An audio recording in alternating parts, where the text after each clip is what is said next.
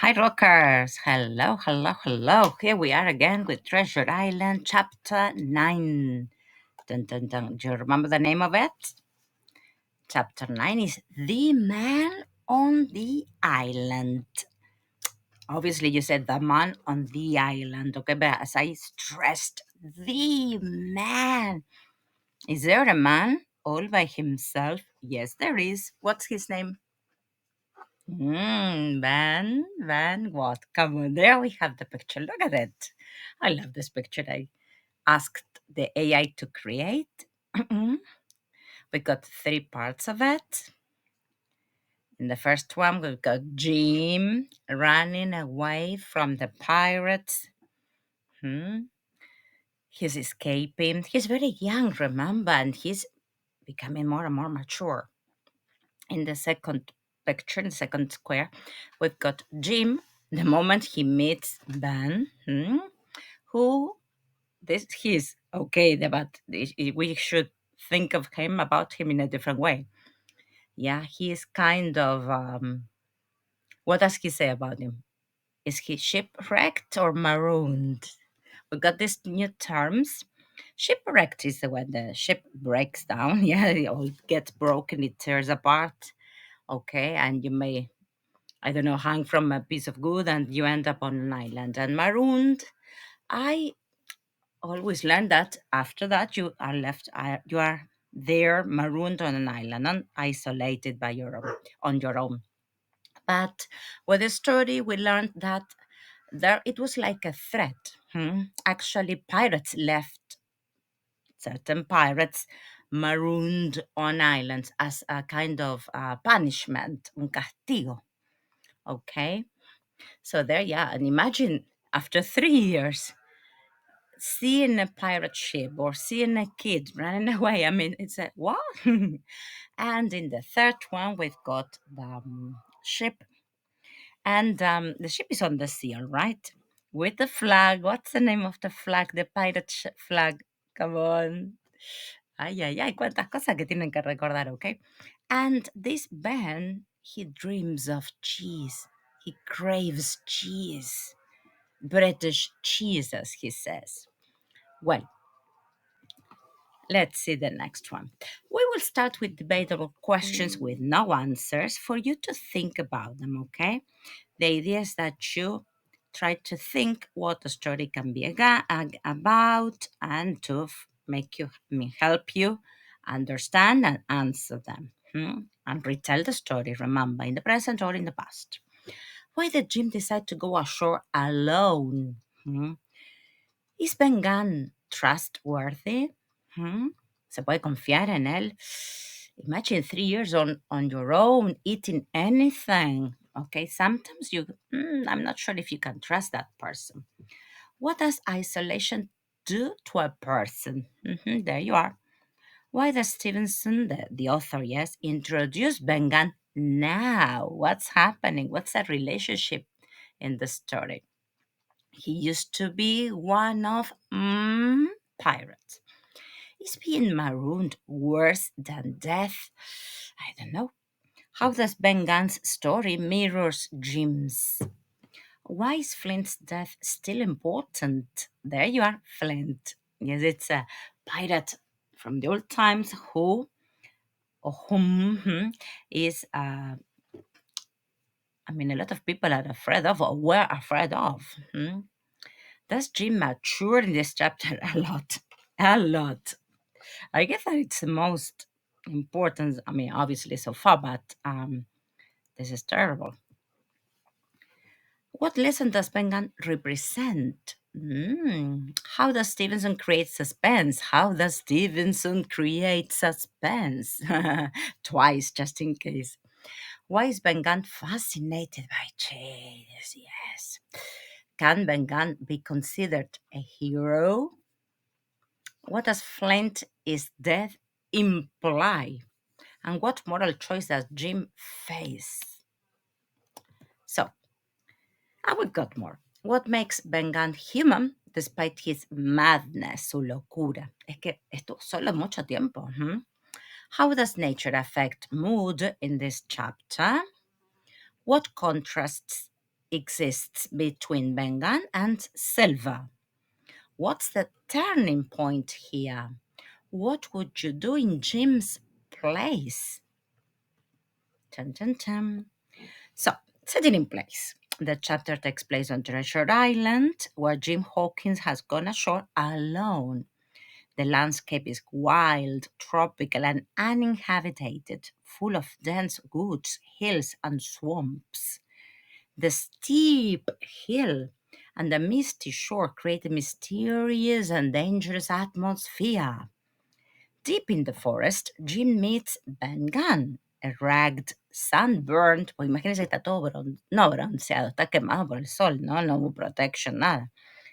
Who has been living there alone.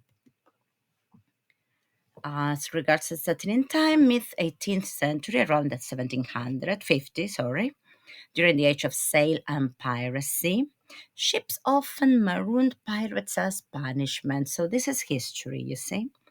Treasure maps, secret islands, and hidden gold were common legends among sailors.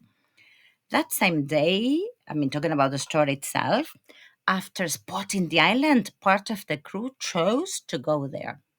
You see, that's in the past. Now, historical context. Stevenson reflects the fascination of Victorian readers with exploration and moral survival. The isolation of Ben Gunn represents both punishment and redemption. The concept of being marooned echoes real events in the pirate era when mutineers or traitors were left to die on remote islands. The story also mirrors Christian allegory, exile, repentance, and salvation. Now, as regards the type of narrator and narrative. First person narrative told by Jim Hawkins, we already know that. The main character and observer. His tone blends curiosity, fear, and wonder. The first person point of view enhances suspense and gives emotional depth to his discoveries. Characters and traits. Jim Hawkins, first of all, obviously. Brave, curious, and impulsive. He goes ashore despite danger. Shows growth. Que crece, no? He acts independently, makes decisions, and faces fear. His encounter with Ben Gunn is a test of his maturity and judgment. Come here, ven a jugarme. Ben Gunn, the new character, shipwrecked sailor and former pirate of Captain Flint's crew. Very good for those who knew it. He has been marooned for 3 years on the island. He wears rags made from sailcloth. He's thin, he's tanned, or maybe you can say sunburned, and desperate for human contact and cheese. Remember? Intelligent but slightly mad from isolation. He says that he sorry, repented and wants to return to England. He offers to help Jim if he can go back, like kind of change, yes, swapping ideas. He reveals that Flint is dead and that the treasure may have already been moved. Por ahí ya no está más el treasure en ese lugar. Mhm. This phrase, Flint is dead, a reminder, un recordatorio of the legendary pirate captain whose buried treasure started the entire voyage. Remember, okay? It all started because Bill had some treasure hunt papers, plans, or maps, I would say, yeah, and saying where this treasure was hidden, buried. Hmm. Even that, his name inspires fear, miedito, a symbol of greed and evil. Captain Smollett. He remains aboard the Hispaniola, trying to control the situation. He represents order and discipline. His absence in this chapter contrasts with Jim's independence.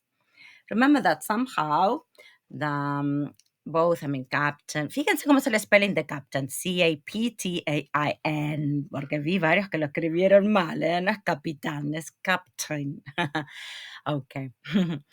um, Dun, dun, dun, dun. Oh, okay, they were taking care of Jim. Jim is a boy, remember that. Long John Silver, the cook, a man with one leg, and a real leader of the pirates. He's now good, manipulative, charming, but ruthless. On the island, he begins to organize the mutiny and gain control. His calmness hides violence. He embodies evil intelligence. Now, the crew divided. Some still obey the captain. Algunos todavía obedecen al captain. Others follow Silva. The tension between loyalty and rebellion grows. The crew is unaware that Jim is making his own discoveries on the island. Poor Tom. Esta frase te repetí un par de veces, ¿no? One of the sailors murdered in the previous chapter. His death still echoes a reminder of the pirate's cruelty. Now, we got some main ideas, but haha, I erased a verb. So, if you read it in the present, pay attention. Present simple, present continuous, present perfect. Jim ashore alone, disobeying orders. The island appear beautiful but dangerous. Jim Bengan, a strange man who there for years. 4 years, durante un tiempo, ahí van present perfect. Ben, he, part of Flint's crew.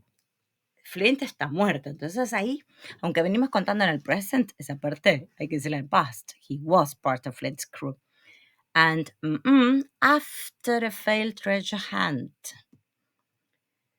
Flint, dead, but his gold, still somewhere on the island. Jim, to understand that the island, both treasure and death. Bengan's offer of help, a new ally and mystery. The theme of survival, loneliness, and repentance, central. Central, central. Well, debatable questions with some answers, not all of them. Why did Jim decide to go ashore? Curiosity and courage. He wanted to prove himself. Is Bengan trustworthy? Yes, but his madness, he is crazy, makes him unpredictable. What does isolation do to a person? Well, it can drive you insane, as we see in Bengan. And a couple more.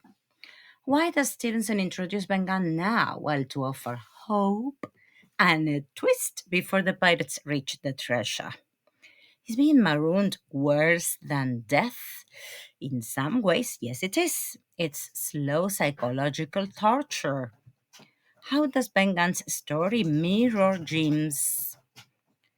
Both are alone and must survive using intelligence. Dun, dun, dun. Well, we stop here. All right. But I want you to go back to the picture. I love it. Esta. Okay. And, well, think about it. It's an interesting chapter. Yes. Well, I hope you keep on reading and analyzing. You can write down the answers, ask questions, whatever you need, and join our classes and we'll talk about it. Okay. Practice your English, practice your speaking. Rocket. Tenemos que rockearla. Okay. Vamos, manija. Cuídense. Bye bye.